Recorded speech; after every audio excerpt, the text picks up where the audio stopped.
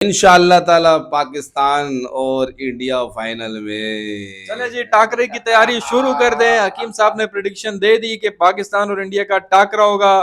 खुशामदीद कहते हैं आपको एक नई वीडियो में। हकीम साहब हमारे साथ मौजूद है। हकीम साहब, बांग्लादेश को बीट कर दिया है पाकिस्तान ने। मैच इतना क्रूशियल हुआ नहीं, थोड़ा बहुत जब हमें लगा कि बाबर और रिजवान की विकेट जब गिरी, उसके बाद जब नवाज आउट हुए तो हमें लगा कि कुछ ना कुछ गड़बड़ हो सकती है। ये मैच भी आखिरी बॉल पे गया।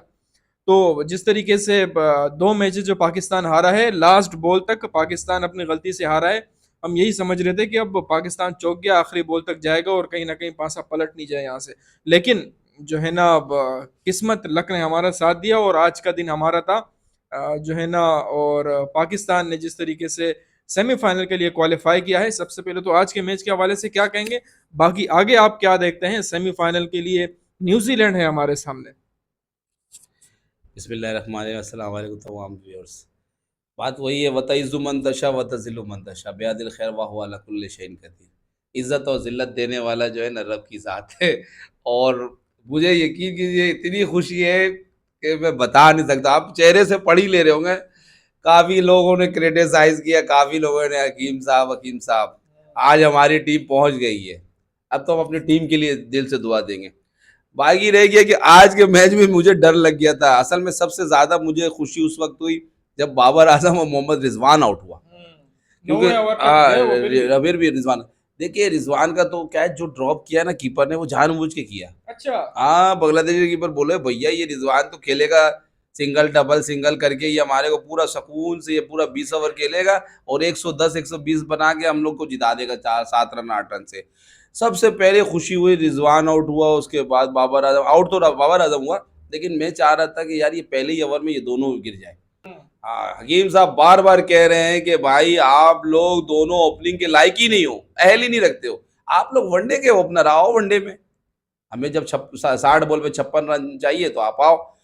यार ये बताओ, एक हारिस वो जब उस टाइम आप भेजे, वो जो कैच हो जाता, अगर वो तो ठीक है, उसने फेंका, छक्का हो गया वो। लेकिन अगर हम उसको ओपनिंग में भेज देते, जो जो 6 ओवर होता है, तो उस टाइम सारे खिलाड़ी करीब होते हैं। तो आप ये सोचो, 6 ओवर में 50 से 60 70 रन वो बना के देता है। हमें तो यही चाहिए था। हम इजी क्यों नहीं जीतते हैं?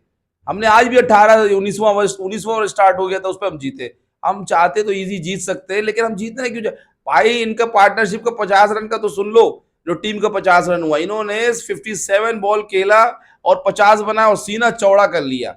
और खास सीना चौड़ा करना, किस बात का सीना चौड़ा किया है? तुम बदमाश बने हुए हो, कप्तान बन के क्या मतलब है? तुम नायब कप्तान बन गए हो। नायब कप्तान शादाब है, नजर ही नहीं आता, वो कभी शो ही नहीं होता है। बाबर आजम मोहम्मद रिजवान को मैं कह रहा हूँ कि या तो टीम से निकाल दो, या फिर इनको जो है ना मिडिल ऑर्डर में रखो। कभी जिंदगी में इसने कप्तानी से पहले सरफराज कप्तानी में ओपनर किया है? कभी नहीं किया। ये T20 का है कहाँ? इससे तो बॉल ही नहीं लग रहा है। उसके बाद ये जो आउट हुआ तो बहुत खुश हुआ मैं तो, वो यकीन करो तभी जान में जान आई और फिर वो हारिस ने मैच जिताया।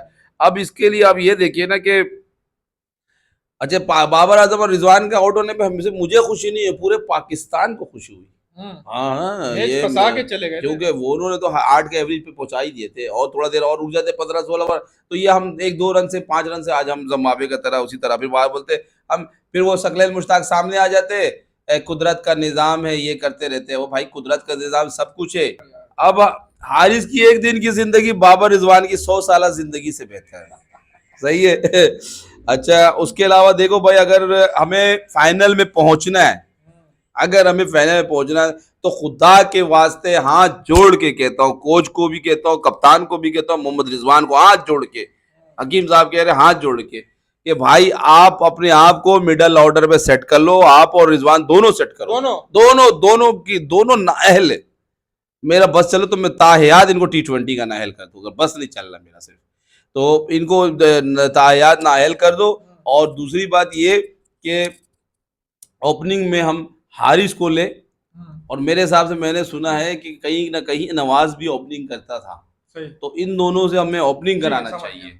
बिल्कुल, आपका पॉइंट समझ में आ गया। हकीम साहब कह रहे हैं कि सेमीफाइनल में न्यूजीलैंड के खिलाफ बाबर आजम और रिजवान को जो है ना स्टेप डाउन कर लेने चाहिए, अपनी पोजीशन को छोड़कर या तो नवाज को और या हारिस को जो है ना हारिस को ओपनर, तो जरूर देना चाहिए। हारिस को जरूर, मतलब हारिस नवाज को। का ओपनिंग में आना कोई तुक नहीं बनता, ना किसी ने अब बाबर एक्स आजम, क्रिकेटर ने इसकी बाबर बात नहीं की आजम अभी अगर तक। आउट फॉर्म में, खुदा का वास्ता कुछ अगर मैं ही आउट देखिए फॉर्म में आपका कुछ तो पॉइंट, नहीं खेलो, नहीं नहीं करता ना, आप आपकी थोड़ी देर के लिए वन डाउन आ जाओ। आपका मुद्दा सामने आ गया, मैं अब इस पे आप तो नाक अपना से रिएक्शन दे रहा हूँ ना मक्खी अभी। नहीं उठा रहे हो। अभी मैं इस पे अपना रिएक्शन दे रहा हूँ। जिस तरीके से आपने कहा कि नवाज का तो इम्पॉसिबल है, वो नहीं हो सकता, सही है, लेकिन हारिस ओपनिंग करे, इसकी बातें, इसकी जो छह में गोई है ना वो मीडिया पे शुरू हो गई है, एक्स क्रिकेटर इसकी बात कर रहे हैं। लेकिन मैं समझता हूं कि जो सेमीफाइनल में अगर ये आप एक्सपेरिमेंट करोगे, हारिस को अगर आप ओपन कराओगे, तो शुरू के 3 ओवर्स में हारिस की विकेट गिर जाएगी, मेरा ये मानना है। कोई बात मेरा नहीं, ये मानना कोई है। बात बाकी मैं समझता हूँ कि बाबर और रिजवान को ही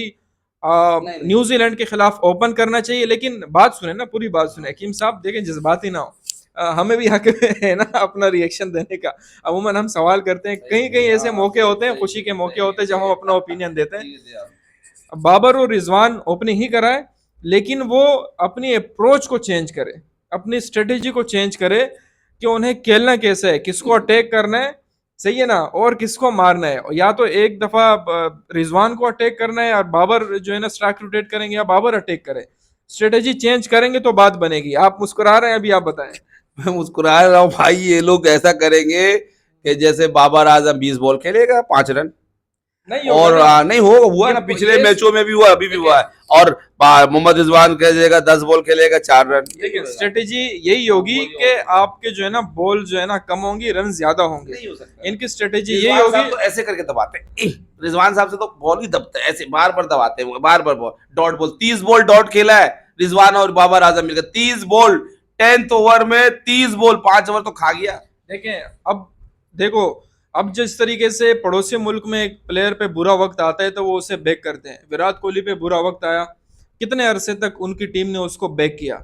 अब के राहुल पे बुरा वक्त है, आपको मालूम है, एक भी मैच ऐसा एक नहीं बॉल में वो है, आउट हो जाता, चले एक जाता, मैच भी ऐसा नहीं है जो भी है कि उसके मीडिया में मतलब इतना बैशिंग नहीं होती उस पे, के मतलब राहुल पूरी पे इतनी। बैटिंग टीम है ना यार, पूरा बैट्समैन की टीम है उनकी, तो कैसे कहने होगा? का मकसद है तो उसे बैक कर रहे ना। अब जब ये एशिया कप हुआ है, एशिया कप में थोड़ा बहुत चले हैं, और T20 वर्ल्ड कप हुआ, इसमें दोनों प्लेयर हमारे फ्लॉप जा रहे हैं, लेकिन हद से ज्यादा इन पे बेशिंग हो चुकी है ऑलरेडी। जो है ना जो एक्स क्रिकेटर है वो कर रहे हैं, बाकी जो यूट्यूब के कुछ लोग हैं वो भी कर रहे हैं, तो ऑलरेडी इन पे बेशिंग हो चुकी है ओपनिंग बल्लेबाजों पे। तो हो सकता है कि हम इसे जो है ना बैक करें, मुश्किल टाइम में ही जो है ना बैक जो है ना उनको करना पड़ता है, मुश्किल टाइम में ही सपोर्ट करना पड़ता है। मैं समझता हूँ न्यूजीलैंड के खिलाफ बाबर आजम और रिजवान जमकर आप ओपनिंग करें और इंशाल्लाह एक और रिकॉर्ड बनाएं। और जिस तरीके से लास्ट जो है ना 1.5 साल में बाबर आजम और रिजवान की जो जोड़ी है, ये मोस्ट जो है ना कामयाब जोड़ी है, और इनकी इन जोड़ी के नाम बड़े बड़े रिकॉर्ड हैं, हाई पार्टनरशिप के रिकॉर्ड भी इनके नाम है, 10 विकेटों से इंडिया के खिलाफ जीत भी इनके नाम है। तो हम पूरी सपोर्ट करते हैं। बाकी हकीम साहब जिस तरीके से कह रहे हैं कि हारिस से ओपनिंग कराई जाए, अगर हारिस से ओपनिंग बिलफर्ज कराई जाए, पहले तो मैं ये कहना है कि बाबर आजम वो करेंगे नहीं। अगर एक्स क्रिकेटर उस पर जो है ना प्रेशराइज करते हैं, बाकी मैनेजमेंट उसको बोलती है, तो वो हारिस से ओपन कराएंगे। शुरू के 1 से 2 ओवर, 2 से 3 ओवर हारिस के विकेट गई, फिर वही टुक टुक और प्रेशर उन पे आ जाएगा।